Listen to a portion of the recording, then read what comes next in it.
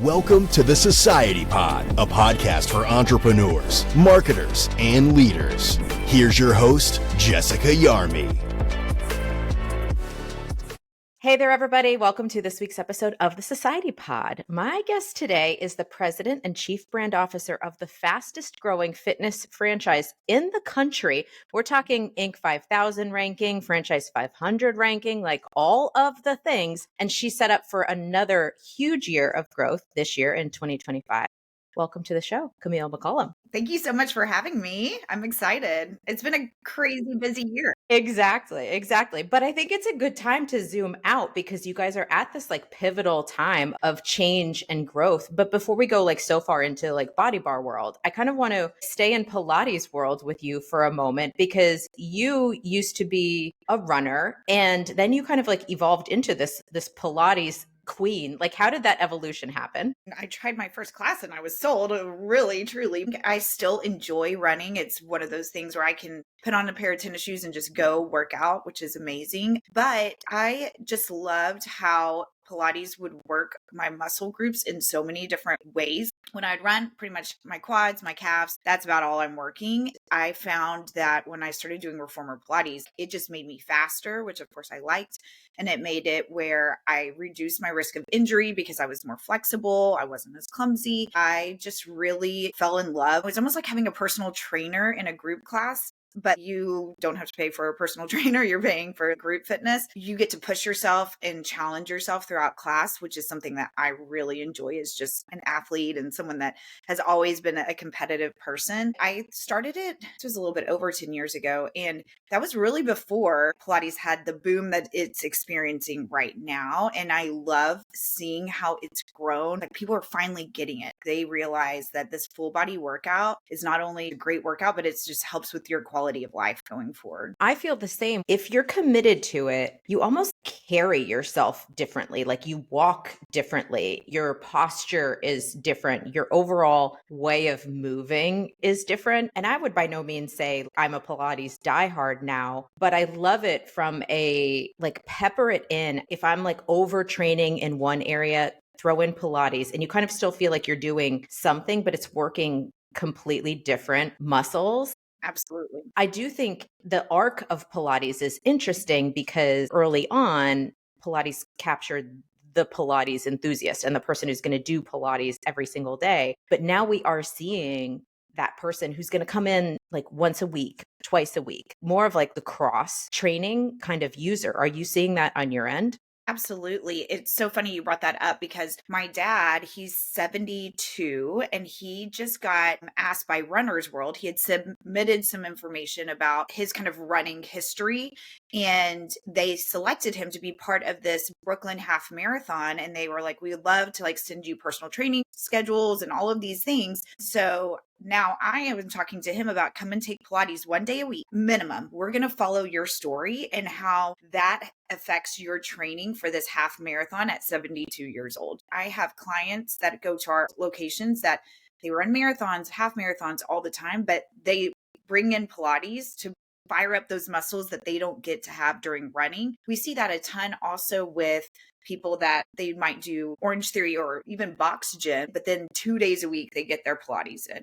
And I think it's a lot of what you talked about is you physically can feel different if you consistently do it, whether that's consistently once a week or 5 days a week. I can feel if I haven't done reformer Pilates, I can tell a difference within a week. If I don't run for a week, it's not really going to make a huge difference. I think it's amazing the growth potential still that's out on the table, but the numbers from this past year. So in 2024, there was an 84% increase in Pilates classes booked. It was the most booked workout on ClassPass. Why do you think all of this is happening now? Or why do you think the growth is as big as it is right now? I think there's a few different things that is really kind of pushing the needle forward on this. And one is wellness is just more of a priority versus like, oh, I've got to burn a ton of calories and those sort of things. So people for a long time just wanted to do cardio. Now it's more about strength building. Reformer Pilates is very much building that strength, but then you're also incorporating flexibility and those sort of things that I think people feeling good about the quality of life that they're living, that Pilates really hits on. Then I also think it used to be reformer Pilates was for people that had a lot of money. They go do their private sessions of Pilates. And now that you have all these different brands, Body Bar included, where we have locations and you've got class times, the price point is much lower bar cost of entry than it was before. And so now more people can prioritize, okay, I really want to do this. It's achievable for me to pay this amount each month so I can go. So I think that helps a lot too. It's been incredible. And then of course it's just blown up on social media, and you know how that just drives everybody wants to do it once they see it all over their TikTok or their Instagram reels. It's so trendy, but I also think it's so accessible still. Like you can be an older suburban mom or grandma and look at it and be like, okay, I can do that. You know, where some things that are trendy on Instagram, I look at it and I'm like, oh my gosh, I couldn't do that. Everything that you see Pilates wise, you still feel like, okay, I got a shot at being able to get that done. Right, exactly. Talk to me then about your brand, Body Bar. I'm repping for you today. Do you see I this? love it. That's my favorite sweatshirt, by the way. It is. It is. I wear it every day. So what makes Body Bar special, or what makes the workout unique? It is still reformer Pilates. However, we do have class formats that really hit every demographic of someone who wants to come in and take Pilates. So we have classes that do incorporate stretching and that will slow it down and focus on form. And then we have those classes for those people that really want those fast transitions. They want to hold. One of our mantras is like bringing out the inner athlete in everyone. Not everybody feels like they're an athlete, but we believe that it is in there, and finding people ways for them to be successful in a challenging situation. And we can all do hard things. We know that. And so we really challenge in our classes, even in our, what we would say kind of our slowed down versions of Pilates, we still are going to challenge you in those. And then we have the ones that are for the people that really want to push and challenge themselves. Body Bar is a very modern, more contemporary form of reformer Pilates. We used to have an instructor that say it's not your mama's Pilates. It's just a newer take that makes it more modern and more fun. What's great about our workout and the way that our instructors are trained is that they get to create their own classes within our framework. And so every class is going to feel unique to that instructor, to the client who's taking it. And that just keeps people from getting bored. If you keep doing the same things over and over, eventually your body's not going to respond. So it's always getting that freshness and newness that we've definitely found that clients love. One thing that I appreciate that you guys do, I'm a gym girl at heart. When you go to the gym and you increase your weight, that makes it harder. The one thing that my mind still doesn't always wrap around is just the springs that are in the class. Sometimes springs make it harder. Sometimes adding springs makes it lighter. Your instructors do a great job of guiding someone through it and saying, this spring for this spring for this. If you want it harder, add. If you want it easier, subtract, and like give you the guided tour of what you should be doing. Is that intentional to make it all very approachable, or like kind of choose your own adventure in terms of like what level you should be on? Yes, absolutely. So we personalize, all of our instructors know the advancements and the modifications. And you're exactly right. Like sometimes you do a plank on a light spring is going to be more challenging unless you add more springs, and that's going to give you more support. So it's going to be a little bit friendlier is what we call it.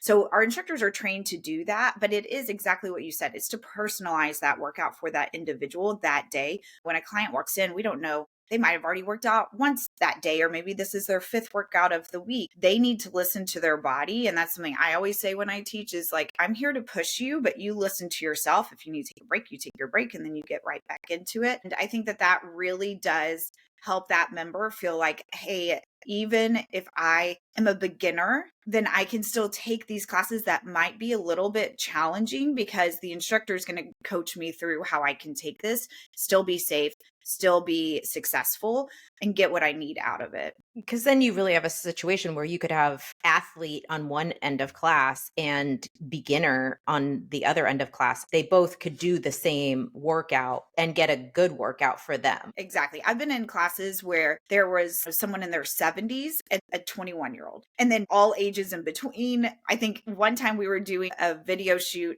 and there was someone in their 70s, some of our college girls were in there. And then there was also a girl that was in her 30s and she was like 9 months pregnant. All of them all doing the same class, but yes, getting what they need out of it by using those springs. And I think so much of fitness focuses on the 1%ers, or the ones who can do the planks for hours. And I think it is just so important to make it come in through the shallow end. This is something you can do, you can achieve, you can feel a little bit of success with. Once you get more confident, we're going to be with you to like take the next step. So I think you've done a great job with like building that at BODYBAR. Thank you. Talk to me about the studio footprint that you've built so far at BODYBAR. As far as our build out for our studios, we have a boutique that's closed off. It's like a little lobby area. And then we have our actual workout area for our studio with the reformers and everything and our workstations. We do that for a couple of reasons. We want people to stay and shop. We want them to feel like they're going to an elevated experience when they come. Then we do member retention and local community pop-ups in that actual boutique. What's been so cool is we've now just opened our 50th location, which is so fun. I was hoping we'd be at 100 by the end of this year, but I think we're going to be right around 80 open at the end of 2025.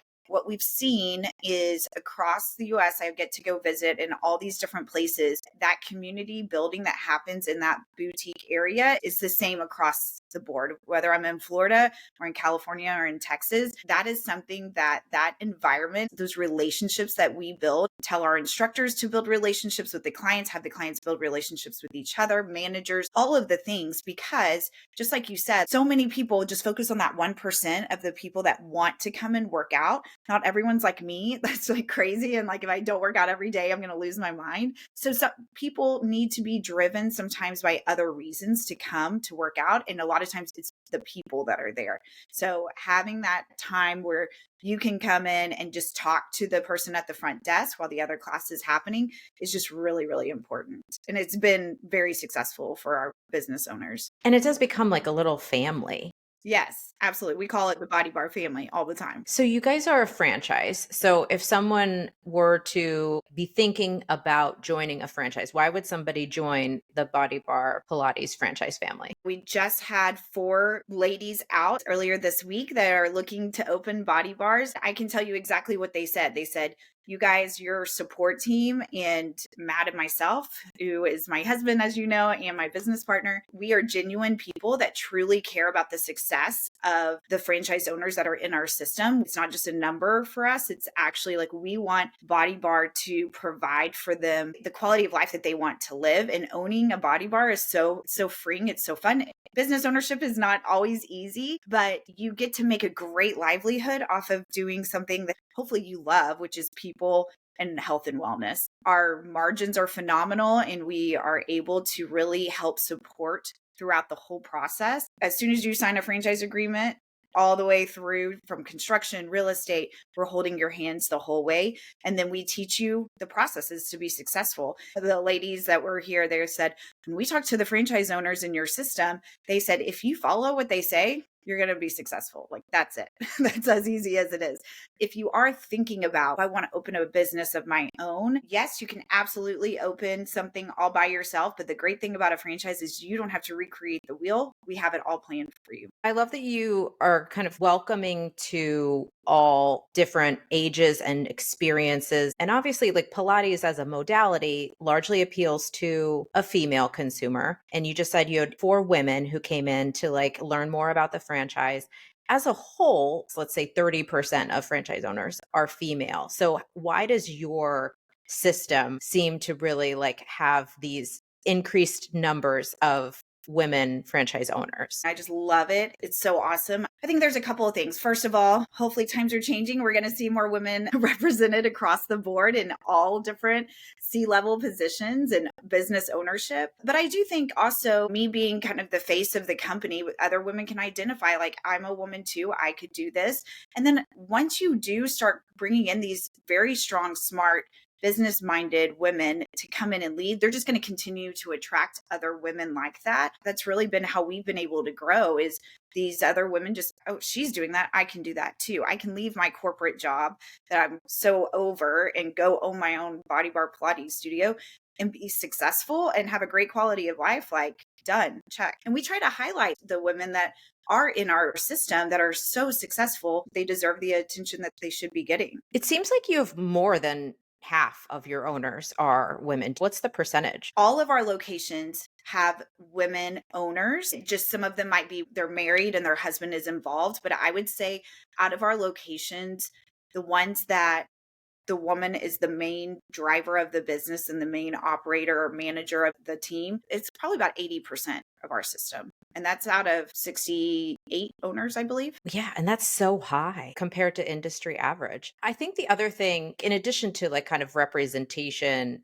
matters, both you and Matt are so hands on. In a way, you're still like small enough that you're in the weeds with like a lot of things. You still hold and touch a lot of different pieces of the business versus being ivory tower kind Right. of concept. I think as women, where we might do more research or we might be more detail oriented about certain things. I think having you and Matt be so involved in the details, not only does it feel like family, but it feels de-risked because you guys are so in it. Absolutely. I do think that that's a huge part. And we own 3 locations ourselves. Not only are we in it on the franchisor side, and we're very connected to our team, the culture of our team is really important to us. And so making sure that we're always have good relationships with everyone on our team. But then we always tell people if we roll down something new or there's a change in the system, we use a new vendor, whatever it may be, it's not just you that's affected. We also own locations ourselves.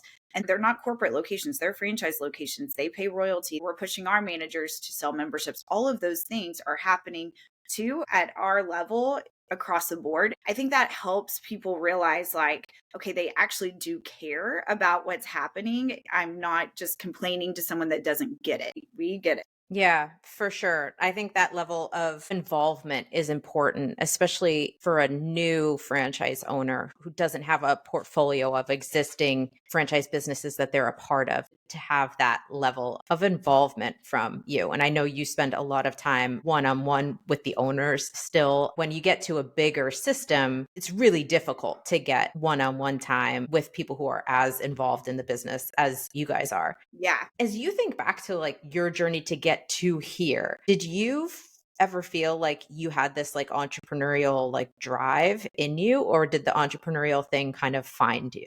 I did not envision franchising this myself, but I always wanted to do my own thing. Before we opened our first Body Bar location, like I love like healthy food and I love good food. And so I was like, maybe I'll open my own restaurant. But then I was like, that sounds like a lot of work. We know some of our really good friends here close to our neighborhood, they own 2 restaurants and they eat, sleep, breathe those restaurants.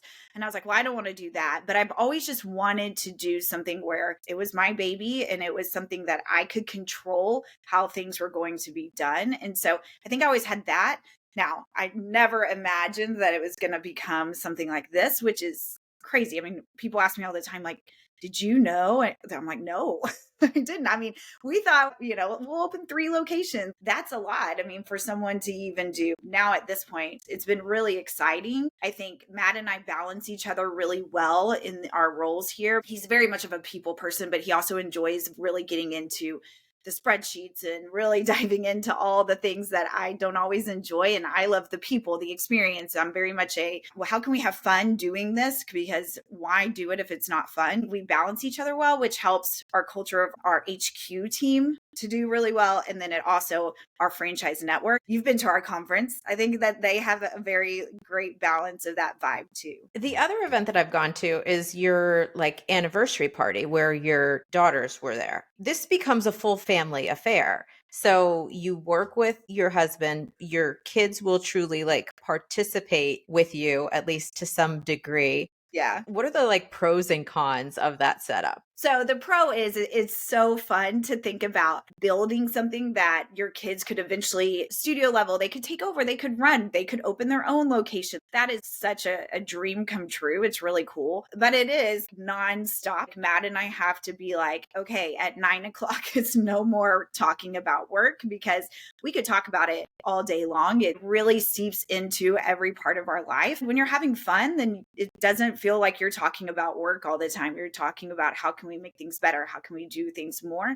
And I would say our two younger, so I don't think you've met, my oldest is 22. She's worked the front desk before, but she's in Lubbock for college. And I would love for her to open a Body Bar location there. She doesn't want it to because that would be too easy. But my two younger daughters both are like, when can we be instructors? My middle one's like, I want to do the social media at one of our locations. And I'm like, okay, well, we got to like find time for you to go down there and all of this stuff. And I love that. It teaches them such great hard work ethic, and that we have a lot of great things, but it's because we worked really hard for it. For sure. Kids don't see entrepreneurship through a traditional school setting. You really need to show them what that looks like. And it doesn't have to be the end all be all. Maybe she has a traditional job, but at least she knows that it's out there as an option and sees you truly building the career that you want to build and the path that you want to have. And I think when you're in entrepreneurship, you really can just sit in what you love to do and what you're good at on a daily basis. What could be better than that? I know. And you make such a great point. Just because my oldest doesn't want to open her own Body Bar, she does have a full-time job. She goes to school full-time. She's driven and she works so hard. What else would you want your 22-year-old to do? Like, it's amazing, but it is a lot. She was, I think, 12 years old when we opened our first location. So she grew up a lot of her life knowing what it takes to make something successful. And so she's putting in the hard work for herself right now. And I think she's seen you make these calculated, confident moves, which is so important to show not just daughters, like the next generation of women in general, making good decisions, pushing forward, sky is the limit. And I think some people might look at like what you're doing and be like, where does she get the confidence to do this? Are there moments that you feel not as confident as other times? I would think that would be normal for most people, but definitely there's time whenever people are like, oh, you shouldn't have to do that. When you're talking about me being in the weed, oh, you shouldn't do that. You're the president of this company or whatever it may be. And I'm like, why would I not be expected to do it? Because I don't hold myself up to this like you said, ivory tower. And so there's moments of, am I even capable of doing this? Is this something that I can even do? And I think in those moments, being able to reflect back on what has already been accomplished, but then having people around you that help really like give you that confidence boost in just a very professional way. We added a COO, Michael Piermarini. What I love about working with him, he will help kind of build that confidence up if he sees me kind of like second guessing myself. It's really having those strong people around you that you can have these like, let's throw around why I'm feeling the way I'm feeling or why I'm not sure that we should go this route. Because I think always having that reflective time is really important to be able to make the right decisions and then be confident in the reasons why behind it. And that's really what I have to always do is, why am I making this decision? What is my motivation beyond doing what I'm doing? As long as I know my why, then I can't second guess myself. So what would you say are your strengths as an entrepreneur? I think I'm a risk taker for sure. So that definitely helps. I am a doer. I like to go in there and just implement and do. That helps me to be able to make things successful, because I think that if you own it and you love it, then you're going to be able to make it successful. I really do think about other people. So I'm not one of those people that's just driven by what I want. It's also about like, how is this going to affect others? And I think that that helps even with leading the team that we have, our HQ team or our manager team, or whenever we did just own one location, how is this going to affect our members, our instructors? And thinking about that from other people's perspectives, it gives me a different edge than maybe for some people that are just thinking about, this is the right answer, let's just go. Well, let's think about all of the consequences of that action. Is there something that you wish that somebody would have told you 3 years ago before you started down this path, or 5 years ago before you started down this crazy path? Yeah, man, it's so hard because people did tell us a lot of things. They told us, don't franchise. Terrible idea. That's crazy. My grandfather was like, you really shouldn't open a gym. They don't make any money. We got told all of the negative things and we still did it. Maybe that's also a defiant part of me too, is I like to prove people wrong. But I think if someone would have just said like, hey, while you have the actual time in your day, do things for yourself. Maybe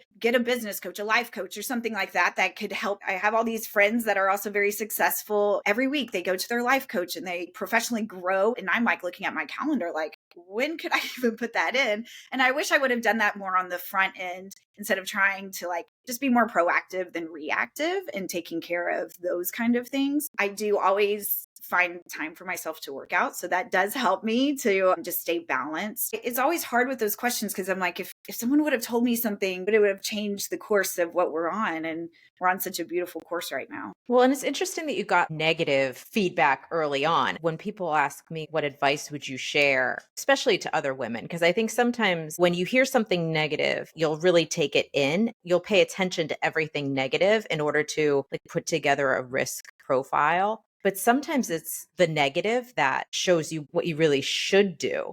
Right.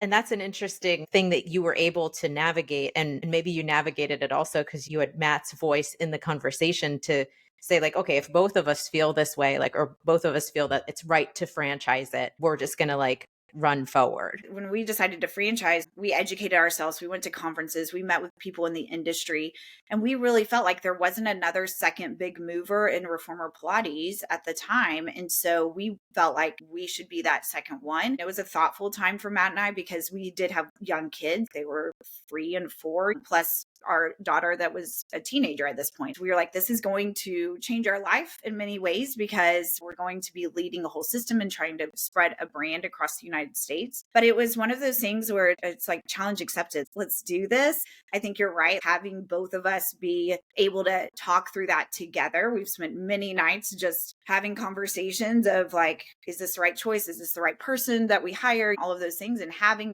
that partner that can help you make those decisions together definitely helps the situation for sure. If somebody's listening to this thinking about becoming an entrepreneur or thinking about diving into a franchise, what advice would you share? I would say if you want to dive into a franchise, like really do your research on the franchisor. We always say it's like a marriage with them. And so make sure you're comfortable with them.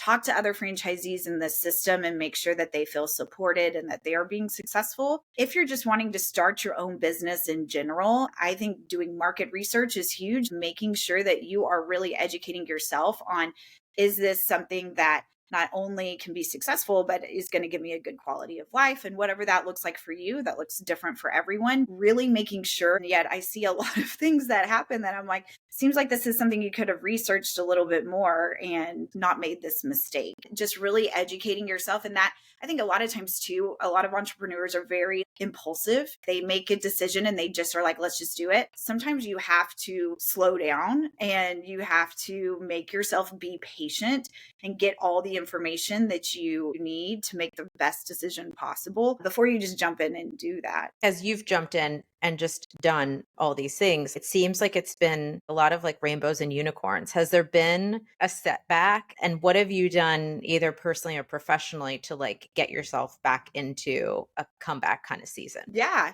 We started franchising in 2019 and then a worldwide pandemic hit. So that was a huge setback. We had our studio locations also that were affected, and that was like where we provided for our family. And so there was a lot during that time where we were like, my goodness, like, are we going to survive this? What's going to happen? Lots of walks, just Matt and I talking through everything. We were determined that things were going to get better. It did make us slow down as far as franchise sales go because a lot of people were unsure. So we had a couple of months there where people were like, are we ever going to go back to a gym? We believed people would want to because I had members texting me like, when can y'all open back up? We missed BODYBAR within like a week. So we knew that that community was going to come back together. We slowed down for a little bit, but we just knew that this is the right path. And if we have to shift and be flexible, then we can. But otherwise, we need to just have that dedication to strive forward. Throughout the last few years, we've had to fire people. We brought in new people that sometimes weren't the best mix. You're always constantly having to be flexible and willing to make shifts in your plans if things do not go exactly as you want. And I think that's the biggest thing, is just making sure you can always adapt whenever you need to. Yeah, and staying nimble Mm-hmm. on the exact output and just kind of rolling with what the inputs are. Exactly.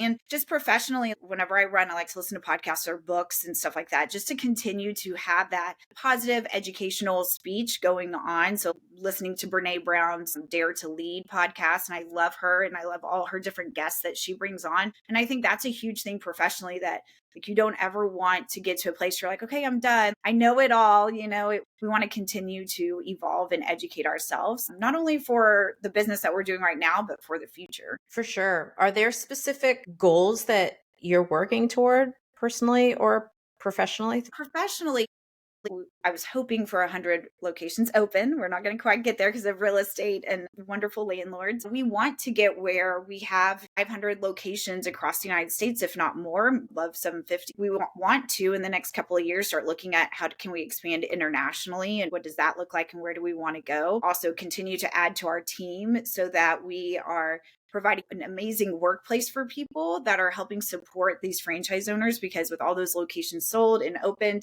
they need support. And I don't ever want us to be lacking on that side. So those are my big things. And then always just trying to be innovative with our brand. And so making sure that I'm trying to stay on top of industry trends and making sure that, hey, is there something coming up that we could incorporate in our workout that could help just enhance the quality of the workout or the experience for the members. That's my kind of professional, but also personal goal for myself, is making sure that we're always being innovative in everything that we do. The audience for this is like franchising people, fitness people, decent amount of Pilates people. Is there any help that you need or like a wish list that you want to throw out to the world in case someone who's listening could help you?